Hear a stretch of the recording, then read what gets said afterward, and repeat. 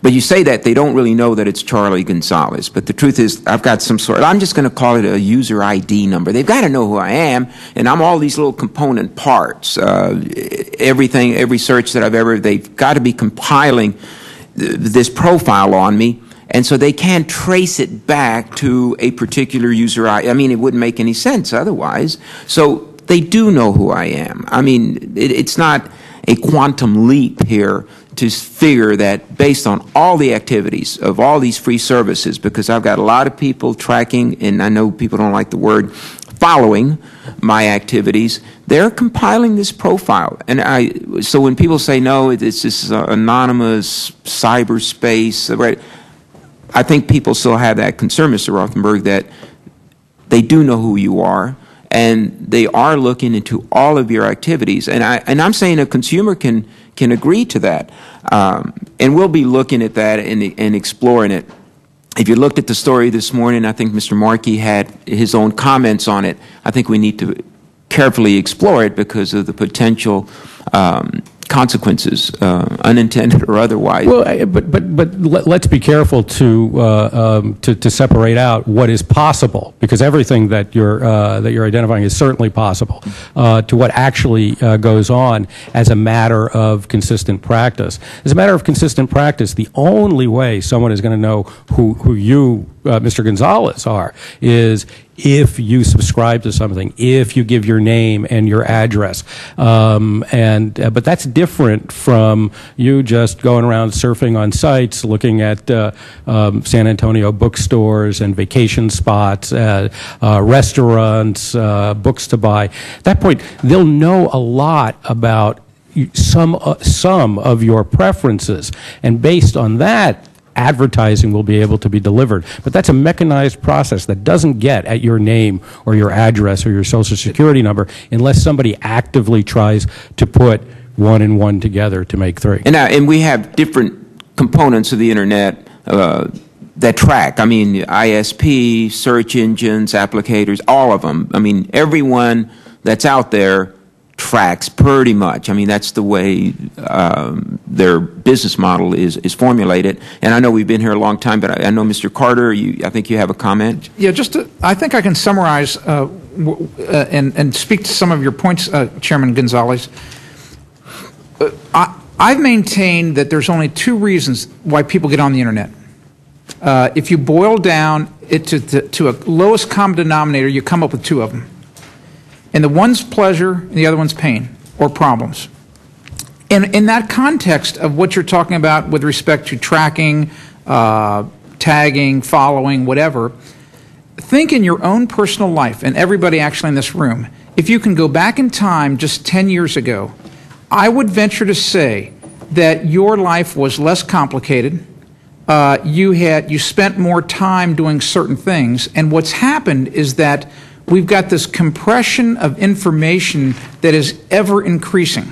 So your life is busier, everyone's life is busier, and what happens is you want and need solutions to problems faster because your life is increasing, that just everything's getting faster. So that I maintain, and I see it on Ask the Builder, that tracking or that setting of cookies actually is a beneficial thing, because it allows whether it's Yahoo, Google, whomever, even my own ads that I throw up, to throw a solution at you for the problem you're on the Internet today, whether it's you buying an airline ticket, whether it's your roof is leaking, whether you may have just found out you've been diagnosed with cancer.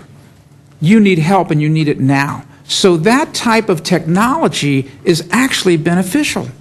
So I ask you as a legislature, and you, Congressman Westmoreland, and other members of the committee, that if you decide to go down that pathway, go down it very slowly, because there has been good and bad with everything, I think, that we've had here in America. But at this current time, just think about this one last thing. Who would have ever imagined that a guy like me that used to eat lunch on drywall buckets, seriously, I used to sit on a drywall bucket and eat lunch, can compete equally with the Chicago Tribune, the Washington Post, the New York Times. I'm a syndicated columnist, but I have an equal profile on the Internet.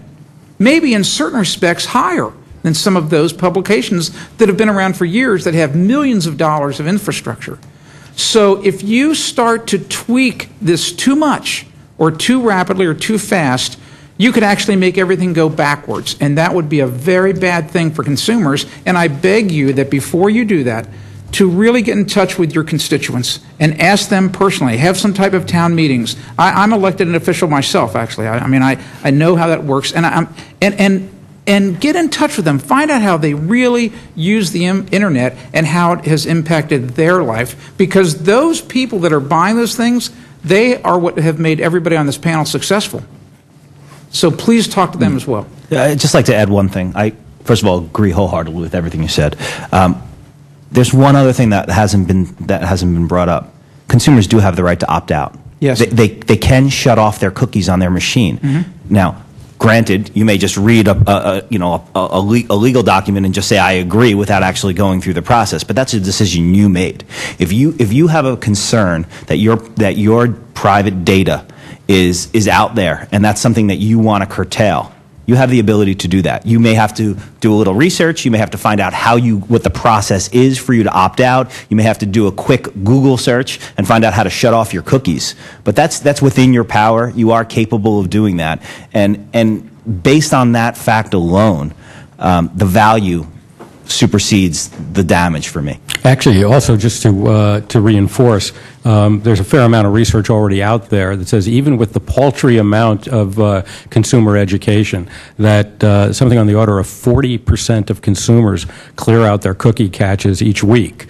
So already people know how to control their privacy or their identity online. So I think that Education is a far better path to follow, certainly at this point, than regulation. But generally speaking, in fact, specifically speaking, I think the education that this committee is bringing to this process, and also to the benefits that the interactive media and advertising bring to small businesses, that's really the education that needs to be out there. So we're very, pleased that you held this hearing. Can I add one thing? Sure, Mr. Snell. You guys ask us, what did you want? What do we want Congress to do, and what do we want Congress not to do? And one thing that we haven't talked about, you talked about 60% of the folks, small business folks surveyed said that it was hard to get on the internet. It's like, I think you guys could help, like with the SBA, like having an e-commerce czar or somebody who knocks on the door, metaphorically, and says, hey, it's real easy to get on the internet. Talk to any of these yahoos on the panel, or just surf around on the internet. But most of the small businesses that are in your district are probably not folks who could open up a Yahoo store. I would imagine that they're not like catalog retailers. And this is where a different kind of search marketing would apply. In the example that you gave on the bookstore, if I had a small bookstore, that in San Antonio, and forget the San Antonio part of your query. Let's just say you searched you were at home in San Antonio and you searched for books. Well, Amazon's going to come up probably first. But if you were a small business, you could buy a targeted ad that would only run in San Antonio. So we talk about how search can get some of us national reach, but it can also get local businesses generic reach on these really broad keywords that there's no way a San Antonio bookstore could ever rank on the first page of Google for books. And we've done it with our copy shop. I've got one copy shop in Starkville, Mississippi. I'll never rank for color copies on Google, but I can buy color copies for 10 cents a click and be on the first page of Google in Starkville, Mississippi. Yeah. And I think you guys need to push that.